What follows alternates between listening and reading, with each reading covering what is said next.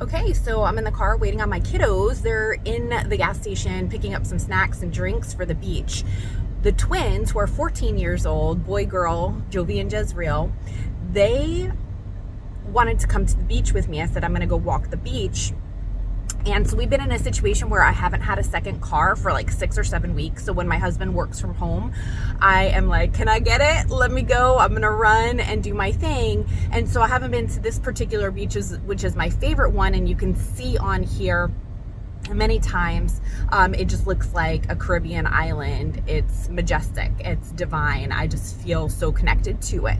So they wanted to come along with mama after their school was pretty much finished. This is the blessing of homeschool. It's such a gift. I'm telling you, it's priceless. It's a gem. It's a treasure each and every day because they can come back to it later. Now, they do have some activities. My son has theater rehearsals, and my other daughter, who didn't come with me, my 15-year-old, almost 16, she does have ballet. But they have some reading to do. I think my son's going to finish practicing piano, but the chunk of their curriculum was knocked out before lunchtime in about 4 hours. So we can just spend this gap between them finishing up and then having to head out again later with just going and exploring and having adventures, or when the weather's cooler, walking. I like nature walks. I don't like hiking, but yesterday, check out that video where we found this beautiful oasis. It was a freshwater pond. I don't even think it's a lake. Another homeschool mom told me about it. They were swimming with turtles. It was absolutely, positively glorious. So this is my plug for homeschool, y'all. It's just freedom and liberty and being able to have that margin and room to roam. Sure, there's a rhythm and there's strategies and there's schedules, but there's also so much time given back to you and that we can have with one another. We talk sometimes for hours on the couch with no agenda. We just catch up heart to heart, face to face, eyeball to eyeball, or we will be silly and just the kids will dance. I have all of those on my channel here, the Hearth of Home. That's what it's about, is just being that place that provides comfort and care and just that sweetness where people want to come home, right? They want to be home. They enjoy that embrace, and we'll obviously watch movies. My husband will read aloud. We have meals together. It's such sweet fellowship, and they're my best friends, honestly. My husband and my children at this time, where they're all teenagers, I have 3 teens, they are my best friends.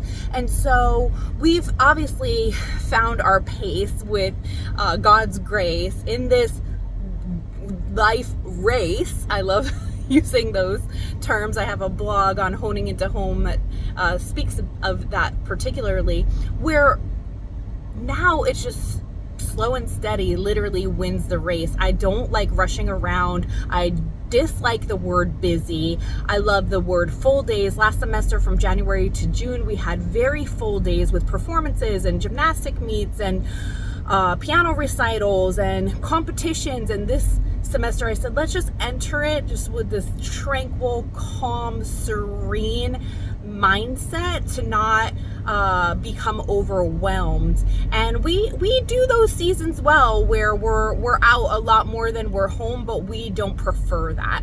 And so again, that is also the beauty of homeschooling, because for the most part you get to pick and choose what that looks like. And sometimes it does mean saying no to instructors and coaches and studio owners, gym owners, but what are you saying yes to when you're saying no? You're saying yes to you and your family and your desires. And oh my gosh, this guy just walked out with an iguana on his shoulder. Hashtag Florida. Wow. Here come my kiddos. Love you. Think on this.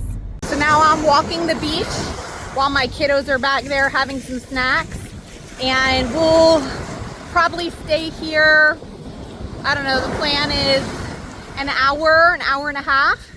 And then we'll go home. Everybody will have their quiet time, which means either reading books, sleeping, listen to an audible they love Adventures in Odyssey or books on audio.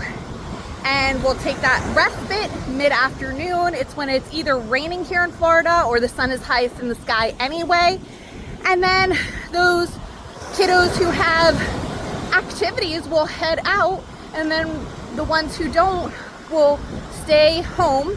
We'll make dinner, and then we'll all reconvene at the end of the evening. And that's usually how our weekdays go. I just rode a wave, and obviously I can't film and boogie board out, but the other key is to do things with your children. Just ride out literally alongside of them and get back to that childlike state yourself. Have fun, play.